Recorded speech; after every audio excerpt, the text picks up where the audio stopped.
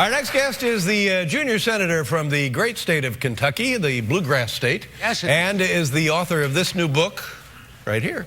It's entitled The Tea Party Goes to Washington. Ladies and gentlemen, please welcome Senator Rand Paul. Here we go.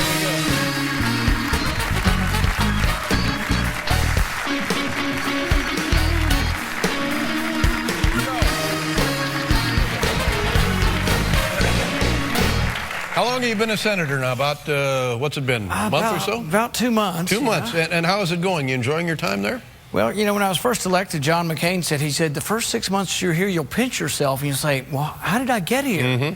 And then the next 6 months you'll pinch yourself and say, how the hell did the rest of these guys get here? I notice you're wearing jeans. Is that the typical Kentucky senatorial garb? Well, my wife told me it was kind of 80s and told me not to wear it, but I didn't listen, of course. Yeah, well, obviously not. Hello. It's interesting. I found out earlier this week, you and I have a friend in common. You know who I'm talking about? No. Senator Al Franken from Minnesota. Absolutely. You know, he's my mentor. Yeah, now you explain that process.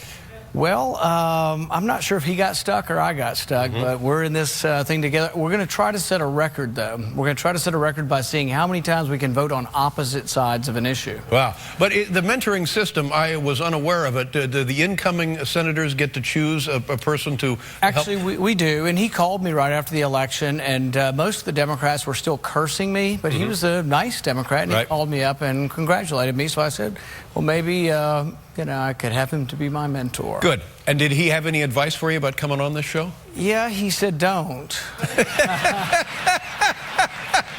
But you don't listen to your wife. You don't listen to Al Franken.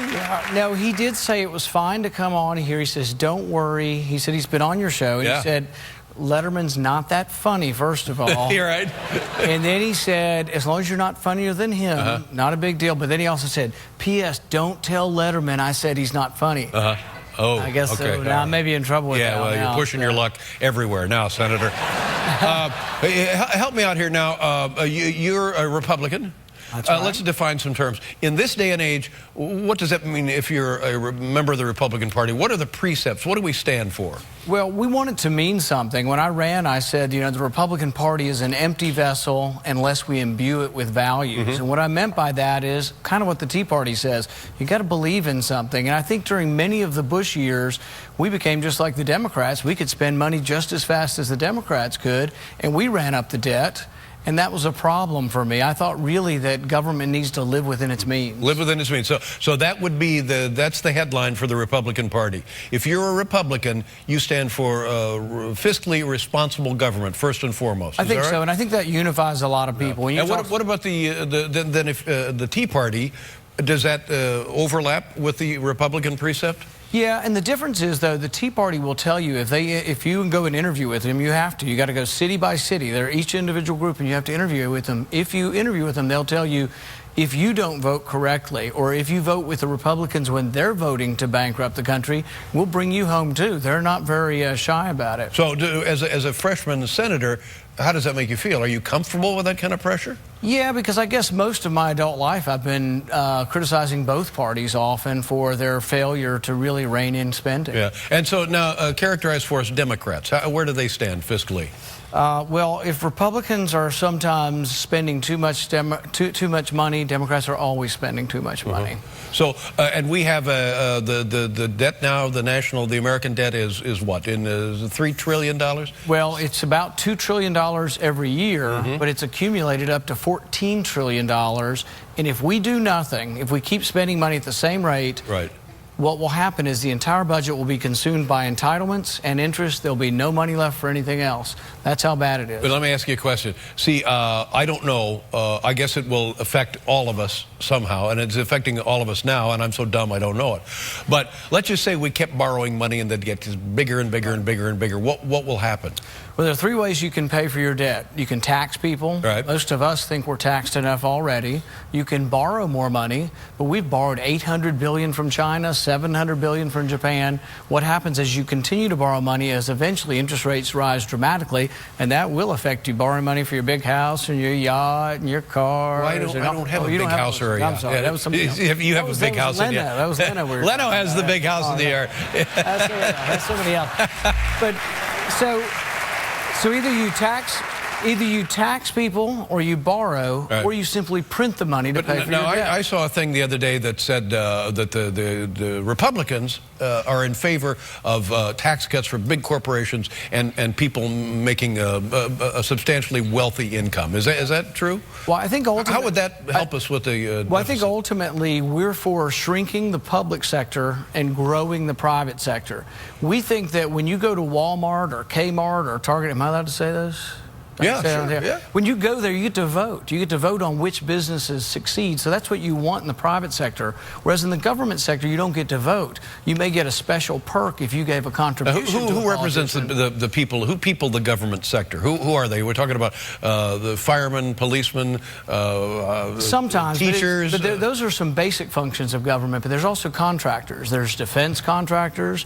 There's contractors of green or renewable energy. But you want to give a lot of money. Am I misunderstanding here? You want to shrink that strata of American workers and give tax breaks to people who well could afford to pay a higher tax rate. Not necessarily. Are we hurting the middle class, guys like you and me? Are we hurting the middle class? Yeah, not necessarily. I think what's going to happen is you have to always ask yourself, where is a function better handled? Is it better that late night comedy be done by private business or by the government? And we say, who would do it better? And if there's a question, maybe government does it, but most of the time the answer is the private sector does it better, because you get rewarded or you will fail based on whether they laugh, based on whether you get advertising. I don't know. That's the private sector. You've confused me now, because if we're talking about these people, is it in fact the people in the middle class that represent the middle class that hold most of these jobs?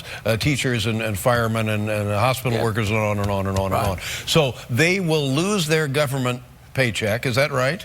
No, I don't think so. I think what we're talking about is we have certain things that government has to do and certain things that private sector has to do. For example, fire protection, we usually say the government can do it. Right. And Army, we usually say the government does it. But there are certain things, late night comedy, being a doctor, being a plumber, that we leave to the private sector. And what my philosophy, or the Republican philosophy, is leave as much of that as you can in the private sector and try to have the public sector only do what it needs to do or what we have to have done in the public sector. Well, you mentioned plumbers, but the plumbers aren't, typically speaking, governmental employees. Exactly. And so there are certain things that you leave in the private sector and then in the public sector, but you want to always keep the public sector at a minimum because they're inefficient. I will say often that it's not that government is inherently stupid, although that's a debatable point. They don't get the same signals. You and I get a signal. You have to pay your employees. You have to make a profit. You have to make earnings for the people who want to advertise with you. You're forced to do something, to give a product. The public sector doesn't do that. But why? What would be so wrong then in terms of leaving the public sector alone and reducing tax benefits for the wealthy and large corporations? Why couldn't you make up your money that way?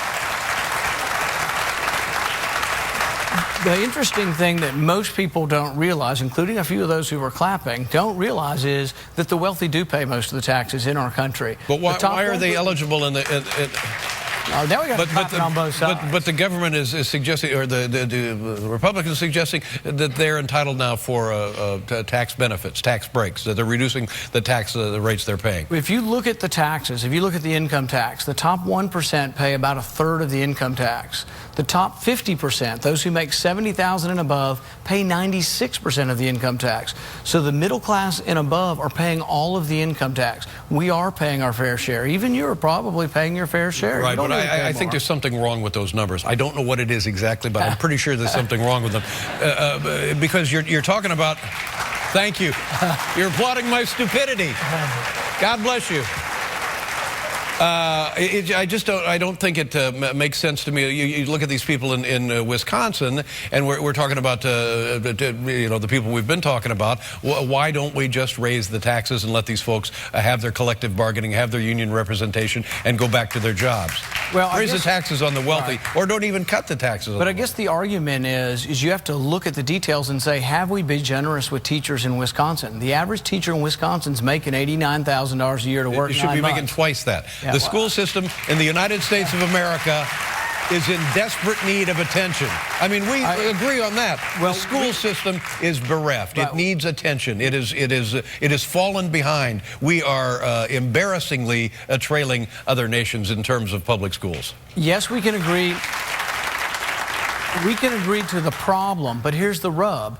In Washington, D.C., we spend $20,000 per pupil, and we still have a crummy school system that's failing our kids. Our kids are dropping out. Half of them are dropping out before they finish high school. Their scores are abysmal, and we spend more and more money. So money's not always the answer. You have to do something, but I think part of the problem is we've taken education from the local sphere, and now we control it from Washington. I think that's been a mistake. Well, something has gone haywire because it's not working, and I'm not sure that I agree with that argument. And by the way, if we're going to throw money at something, what about education? You know, for God's sakes, let's just see if it improves somehow. Well, I think competition makes things better. You have to compete with other late-night comedians. I have to compete with other physicians. I think competition makes us better. Think if you didn't have that guy, what's his name, you have to compete with. You know, I think he's wrong about some of these things. I just can't tell you why. Sorry. Do me a favor, sell it out. Thank you. Thank you very much. Rand Paul. Love to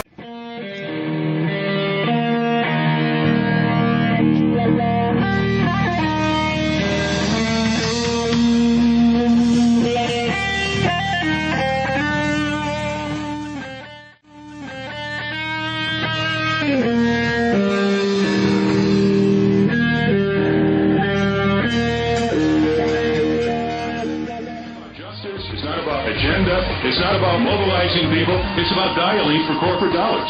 These two parties have sold the U.S. government and the American people to the highest bidders.